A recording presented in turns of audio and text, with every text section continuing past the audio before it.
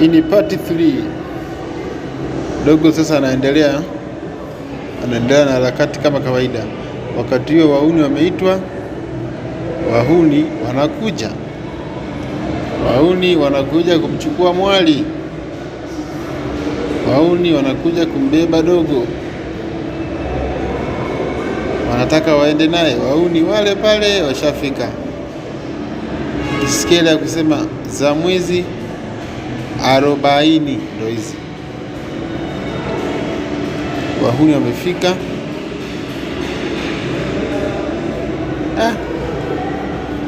Jamani, wahuni wamemfuata dogo. Dogo ndo naona mbona kama misha kwa ngumu. Jamani, roho mbaya. Anasapa kudadeki. Dogo anaona hapa hatari. Hebu unafanya nini hapa bwana mdogo? Dogo anatoa macho tu. Sema dogo kitu msaidia ni kwa sababu ni mdogo sana. Yaani kijana mdogo sana. Ingekuwa mtu mzima hapa, muda mrefu kichapo kuchanza.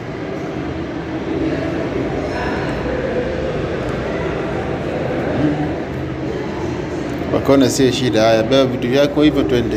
Tulia hivyo, tulia dogo, tulia. Tulia, let's go. Beba vitu hivyo tuondoke. Twende bana mdogo.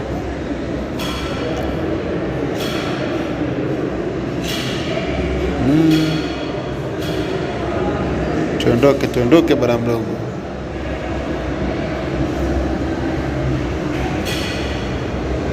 Sasa na mimi nilivyoona hivyo nikasema huu mbea usinipite.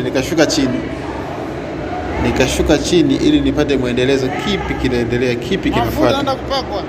Kwa hiyo namba 4 ndo itakuwa mwisho, inaenda kuonesha kila kitu ambacho kilitokea.